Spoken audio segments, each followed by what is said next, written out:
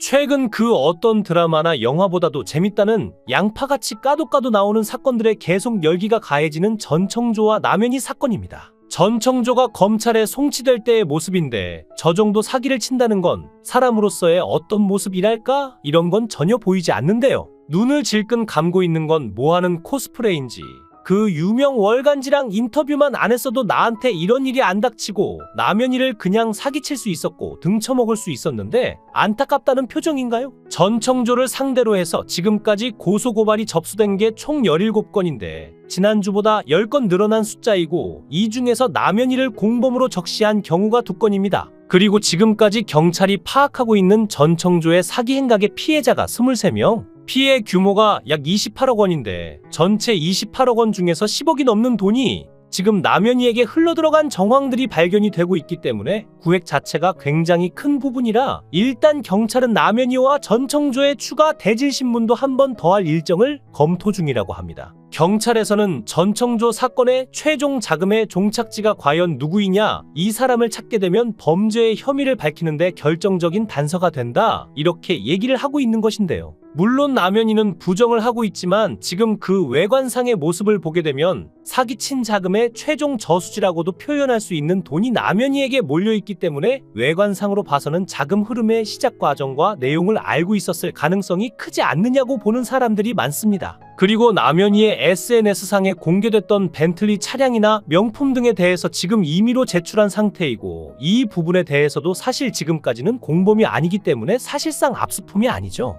남현희 씨가 제출을 한다니 수사에 활용하기 위해서 지금 갖고 있는 것이기 때문에 아무 혐의 없이 끝나면 원칙적으로는 남현희에게 다시 돌려줘야 하는데요. 남현희가 진짜 몰랐다면 주장하여 공범이나 방조죄가 성립되지 않더라도 민사소송으로 가면 또 다른 얘기가 될 수 있습니다. 지금 피해자들의 입장에서는 남현희를 공범으로 조사해달라고 주장을 할 수밖에 없는 상황인 게 지금까지 확인된 사기 피해액만 28억이죠? 그런데 이게 사실 최소 금액이라고밖에 볼 수가 없고 수사를 진행하다 보면 추가적인 피해자들이 더 나올 수도 있는 상황인데요. 그런데 우리 모두 알고 있듯이 전청조는 28억 원을 갚을 능력이 없습니다. 전혀 그런 능력을 갖고 있지 못하고 오히려 남현희가 훨씬 더 재산이 있는 상태이기 때문에 피해자들 입장에서는 현실적인 구제 방안이 되려면 남현희 자금으로 피해를 구제받는 방법을 생각할 수밖에 없죠. 여기에 대해 남현희의 입장은 자신이 유명한 사람이니까 자기를 마치 전청조가 숙주처럼 허브처럼 삼아서 자기를 통해서 관계를 유지를 하면서 다른 사람에게 사기를 치기 위한 수단으로 자기한테 계속 선물을 주면서 관계를 잘 유지하고자 하는 목적에서 이런 것을 줬다라고 주장을 하고 있는 상황인데요. 그러니까 피해자를 속여서 거액을 투자받은 뒤에 담보대출도 갚으라고 돈을 주고 수입차도 주고 명품도 주고 했는데 그때 당시에는 돈의 출처가 피해자라는 사실을 전혀 알 수 없었다는 건데 남현희가 전청조의 사기 행각을 몰랐을 수도 있지만 그렇다고 몰랐다고 해서 무조건 공범 혐의에서 벗어나냐면 또 그렇지도 않은 게 사기 현장, 즉 투자를 논의하는 과정에 남현희는 참석하지 않았다거나 들은 바가 없다고 주장하지만 피의자 측은 남현희도 참석해 꼭 들었다고 주장하는 상황이죠. 양측의 진술이 엇갈리는 상황에서 정황상 남현희가 그 자리에 동석했다는 정황이라도 밝혀지게 되면 이때는 사기 행각을 몰랐다고 하더라도 기망행위에 가담했다고 평가할 여지가 충분히 있죠. 뿐만 아니라 남현희가 전청조의 경력을 몰랐다 손치더라도 사업을 설명하는 과정에서 남현희가 적극적으로 나서서 이 사업이 어느 수준까지 왔다고 고지하거나 건물이 어느 정도 지어졌다고 고지하는 등 자신의 독자적인 판단에 따른 설명이 사실이 아니라면 이때는 사기죄의 공범으로서 기만행위에 가담했다고 볼 여지가 상당히 높고 단순히 사기 행각을 몰랐다는 부분에만 집중할 상황은 아닌 것으로 보이는데요. 그런데 또 드러난 전청조의 사기 행각의 끝은 어디일까요? 전청조는 암투병 중이던 남현희의 고모부 가족에게 접근해 사기치려고 고가의 치료기기와 항암 치료제까지 갖고 들어왔다고 호언장담합니다. 병원장님이 직접 원장님이 직접 움직여 주신다고 했으니 당일날 저희가 다 참가할 거고요. 병원에 제 개인 병실이 있습니다. 전문가들이 붙어서 봐주실 수 있고요. 또 사이드로 봐줄 수 있는 의사들도 위암 전문의들로 세팅은 해드릴 수 있어요.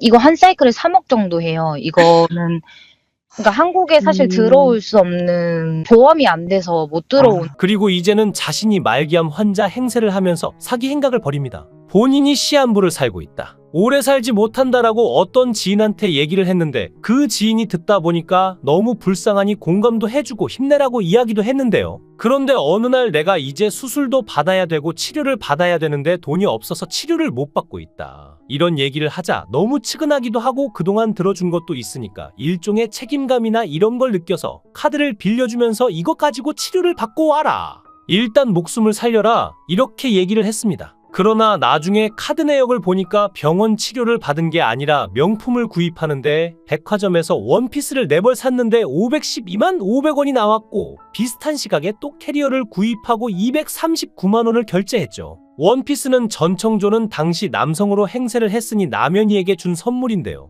여기서 추가적으로 영수증 하단을 보면 백화점 포인트 적립자 이름으로 남별이라고 표시가 되어 있고 이 매장에서 5120포인트 2390포인트를 적립을 했는데 이것 때문에 피해자는 전청조가 당시 같이 쇼핑한 사람이 남연이라고 주장을 하고 있죠. 피해자에 따르면 당시 전청조는 남연이랑 스페인 여행을 갔다 돌아와서 돈을 갚겠다고 했다고 하는데 암환자가 참 많이도 돌아다닙니다. 하지만 전청조는 그 후에도 돈을 갚지 않아서 피해자가 이 할부대금을 다 내야 했다고 하고 심지어는 전청조는 최근에 사기 행각이 드러나기 시작을 했을 때도 피해자에게 수시로 전화를 해서 너무 힘들다고 털어놨다고 하는데요. 카드로 옷을 구입해서 주고 거기다 포인트는 애인한테 넘겨주고 이거 정말 사랑꾼의 행동인데 말이죠. 지금 남연이는 자신도 피해자라고 주장을 하고 있지만 결국 도의적인 책임은 면할 수 없는데 전체 사기 구조판에 대해서 남연이가 인식을 하지 못하고 있었다고 하더라도 벤틀리 차량이나 명품을 전청조가 사줬다고 개인 SNS에 올려서 사기범에게 도움을 준 부분은 정말 모르고 그랬다고 하더라도 책임을 질 수밖에 없는 부분인데요. 그리고 또 다른 고발이 제기됐습니다. 김민석 서울 강서구 의원은 계속적으로 남연이를 향한 여러 가지 의혹들을 제기하고 있는데 송파경찰서에 절도 및 정보통신망법 위반 등의 혐의로 고발을 했습니다. 이 고발장을 제출하면서 남연이가 실수로 전청조의 세컨폰과 노트북을 가져왔다고 주장하고 있지만 믿기 어려운 점이 있다면서 전청조의 휴대기기에 담긴 내용은 남연이와 전청조의 공범 여부를 밝힐 수 있는 핵심 증거이므로 수사당국에서 진실을 밝혀야 한다고 강조했는데요.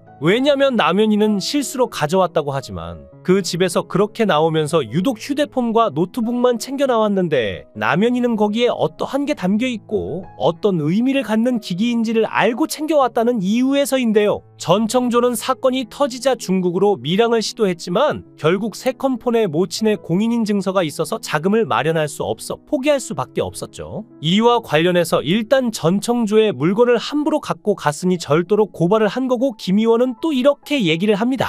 제보를 통해 전청조의 아이디로 지난 1일 포털사이트 어플 대용량 클라우드 등에 접속한 내용을 확인했다. 전청조는 이미 세컨폰을 남현이가 가져가서 만질 수 없는 상태였는데 11월 1일 접속이 됐고 즉 남현이가 어떠한 조치를 위해서 내용 확인이든 혹은 어떤 내용을 지우기 위해 전청조의 계정에 접속했을 가능성을 배제할 수 없다는 걸 이야기했죠. 김 의원은 바로 이 부분을 정보통신망법 위반으로 고발한 건데요. 감방 동기의 증언에 따르면 전청조는 2년 3개월의 감옥 생활 동안 이런 말을 자주 했다고 합니다. 나는 상류층과 놀 거야. 즉 펜싱이나 승마처럼 귀족 스포츠로 불리는 스포츠 관계자에게 접근하여 부자를 상대로 사기를 치려고 한 것이죠. 그래서 애초에 남현이에게 접근한 목적도 본인이 승마 강사를 고용해서 승마 학원을 운영하다가 이걸 펜싱에도 똑같이 접목시키기 위해 동업 제안을 목표로 그녀를 찾아간 것인데 마침 그녀가 상당히 호의적이자 전청조는 점점 더 대담해진 것 같은데요. 감방 동기에 따르면 전청조는 당시에도 거짓말을 너무 많이 하고 추위를 심하게 타는 등 교도소 생활에 쉽게 적응하지 못해서 소위 왕따를 당했다고 하는데 같은 사기꾼들끼리도 알아보는 그녀의 진면목을 남현이는 몰랐던 건지 아니면 진짜 사업 용도로 전청조를 억지로 믿어보려 한 것인지도 모르겠습니다.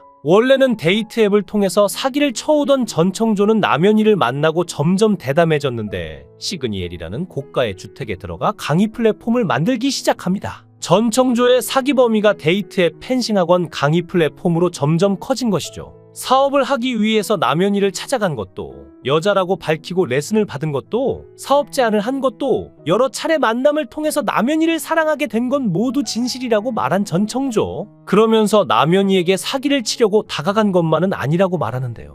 남현이를 사랑하는 전청조는 사랑받고 싶어서 성전환 절차를 밟습니다. 유방 제거술도 받고 호르몬 주사도 맞고 있는데 아직 완벽하게 성전환을 한 것은 아니지만 그녀를 사랑하기에 이 모든 절차를 진행하고 있다고 하는데요. 남현희 씨가 사기의 도구로서 악용된 건지 아니면 철저하게 처음엔 속았지만 중간에 같은 배를 타야겠다고 생각해서 도운 것인지 지금으로선 다양한 변수가 있다고 보입니다. 사실을 확인하기 전까지는 남현희 씨를 함부로 공범으로 몰거나 남현희 씨가 무조건 잘못했다 이런 식으로 몰고 가는 건 굉장히 위험하고 일단 본격적인 경찰의 수사가 시작됐기 때문에 과연 경찰이 사건 당사자 남현희 전청조 그리고 그들을 고소한 그 부부까지 3자 대면 조사를 했으니 과연 어떤 결과를 내놓을지 조금 더 조심스럽게 지켜볼 필요가 있습니다. 영상을 끝까지 시청해 주시고 귀한 시간 내주셔서 대단히 감사합니다. 구독, 좋아요 꼭 부탁드립니다.